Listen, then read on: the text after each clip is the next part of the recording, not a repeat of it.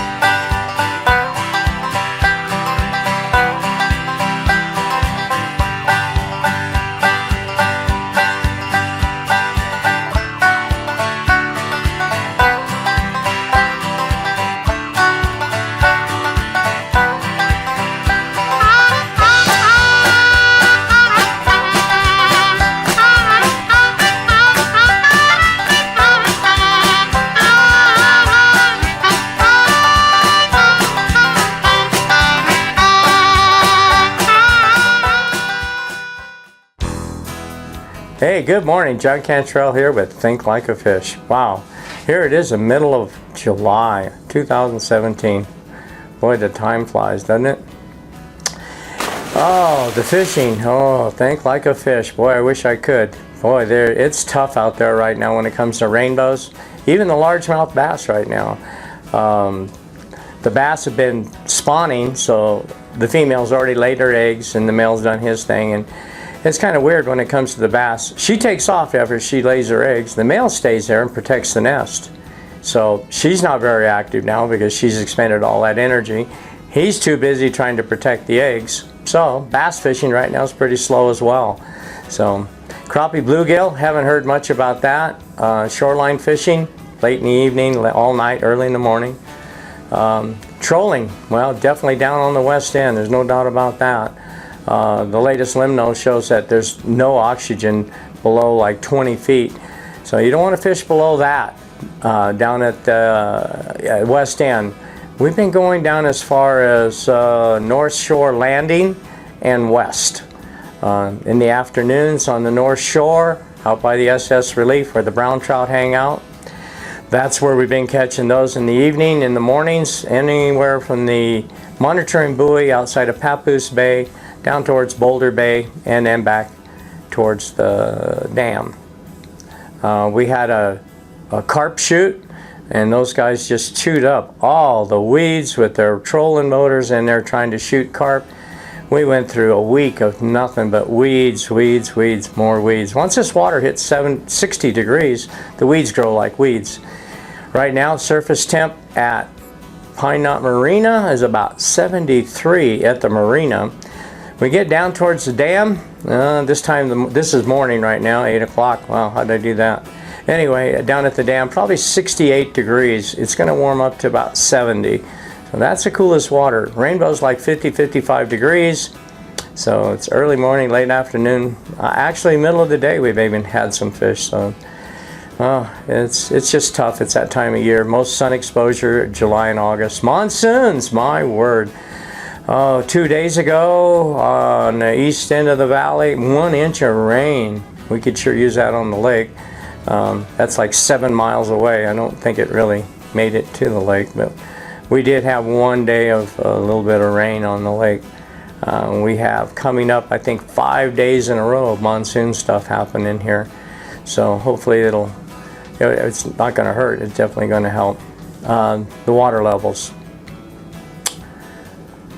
chili cook-off coming up this weekend. That is Saturday the 15th. We have the big air show, vintage planes and just all kinds of stuff on the tarmac. So don't think you'd be bringing a plane in on that day. That is August 26th. We're gonna have a booth there, so come by and say hi and find out about all the fun things to do down here at Pine Knot. You know, we've got parasailing, jet skis, boat rentals, hey, the fishing guide service. We have the Brian's Ski School over here, and just all kinds of fun things to do down here. And come on by and say hi. That is the 26th of August. I'm not sure of the time it starts, but it's all day. They expect like 8,000 people down there.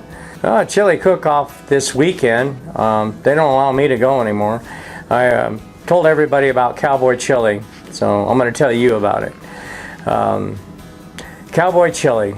Old cowboy sitting in a cafe. When you get to a cafe, they got booths, table, chairs, and a counter. The old cowboy sitting at the counter, kind of got a blank look on his face, arms across, in front of him, a bowl of chili.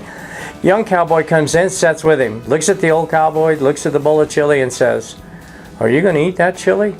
Now sometimes old cowboys, they don't talk a lot. He turned slowly, looked at young cowboy, and he said, "Nope." So the young cowboy's real aggressive. "You don't mind if I eat it?" The old cowboy turned again, looked at him and said, "Nope." So the young cowboy, he takes a bowl of chili, good chili, a little cheese, onion, Tabasco flavor, gets near the bottom of the bowl. In the bowl of chili, he finds a dead mouse. Well, his stomach couldn't handle it, he put it back in the bowl. The old cowboy turned, looked at him and said, "That's about as far as I got." So anyway, that's why they don't allow me at the Cowboy Chili anymore. Anyway, we've got like tip of the week this week, needlefish. Oh, here we go, one of my favorite. It's called a red dot frog. Now the red dot frog is packaged right here. I'm going to show you something. I'm going to open it up. And you can read every letter, every word on this thing, and it doesn't tell you to do this. But I'm going to open it up. I think. There we go. I'm going to pull it out of there. And you're going to see that the hook is kind of straight. Alright, what we're going to do is we're going to grab our needle nose. And we're going to grab the shank on that hook.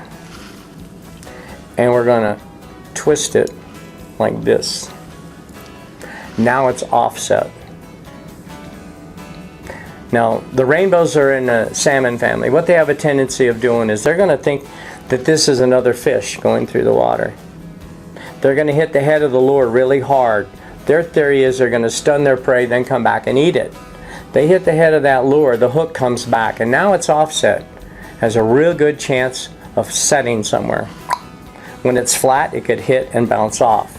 So I tell people, or people tell me, that I'm using needlefish and I'm getting hit, but I'm not getting hooked. So I ask them, did you offset the hook? I get that deer in the headlight look, and I explain to them what I just explained to you. This will bring your hook to catch ratio way up.